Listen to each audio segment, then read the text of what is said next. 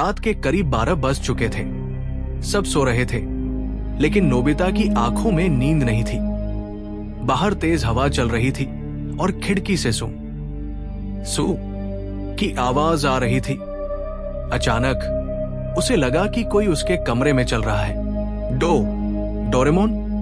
Nobita ने डरते हुए पूछा, लेकिन कोई जवाब नहीं आया। तभी अलमारी अपने आप खटाक से खुल गई।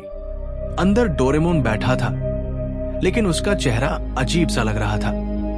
उसकी आंखें लाल थी और वो लगातार एक ही बात बड़बड़ा रहा था। गलती हो गई, मुझे नहीं करना चाहिए था। क्या हुआ डोरेमोन? नोबिता ने डरते हुए पूछा। डोरेमोन ने कांपते हाथों से एक गैजेट निकाला, एक पुराना धुंधला सा चश्मा। ये टाइम शैडो स्पेक्स है, पर इसे कभी मत पहनना। ये छायाओं को दिखाता है जो नहीं दिखनी चाहिए, डोरेमोन बोला। लेकिन नोबिता ने मस्ती में आकर चश्मा पहन लिया। पहले तो कुछ नहीं हुआ, लेकिन जैसे ही उसने कमरे के कोनों में देखा, वहां काली आकृतियां दिखने लगी। लंबी डरावनी परछाइयां जो इंसानों जैसी थी, लेकिन उनके चेहरे नहीं थे। एक परछाई धीरे धीरे उसकी तरफ बढ़ने लगी। उतार से, डोरेमोन चीखा। नोबिता ने चश्मा उतार दिया, लेकिन तब तक वो परछाई असली दुनिया में आ चुकी थी। अब वो बिना चश्मे के भी दिख रही थी। अगली सुबह नोबिता की मम्मी ने कमरे का दरवाजा खटखटाया। नोबिता, उठ जाओ बेटा। कोई जवाब नहीं आया। अंदर आए तो देखा, नोबिता बिस्तर पर नहीं था। सिर्फ उसका तकिया और कंबल पड़े थे, और दीवार पर कुछ अजीब सा लिखा था।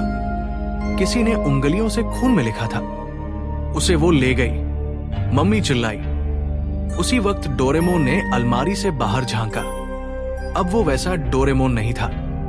उसके मुंह से काला धुआं निकल रहा था और उसकी आंखें पूरी तरह काली हो चुकी थी। मुझे माफ करना नोबिता। उसकी आवाज बहुत डरावनी और गहरी हो गई थी। अगली रात सिजुका, जियान और सुनियो डोरेमोन के पास गए। नोबिता कहाँ है? सिजुका ने पूछा। डोरेमोन ने सिर्फ एक गैजेट निकाला, वही चश्मा।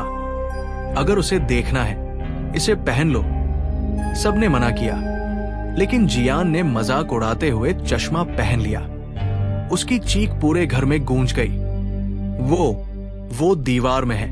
वो उसे खींच रही है। दीवार अचानक से फटने लगी। एक बड़ा काला हाथ निकला और जियान को खींचने लगा। सबने मिलकर उसे बचाया, लेकिन जियान की आंखें सफेद हो गई थी। अब वो कुछ नहीं देख सकता था। डोरेमोन ने सबको बताया।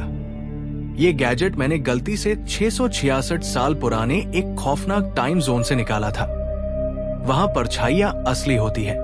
वो इंसानों की आत्मा खा जाती है और उनके अंदर घुस जाती है।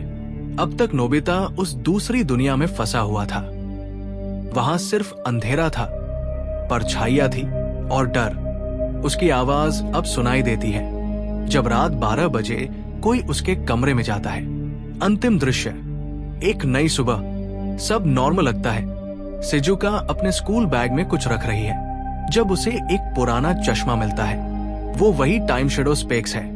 पीछे से नोबिता की आवाज आती है, सिजुका, मुझे देख सकती हो? वो पलटती है।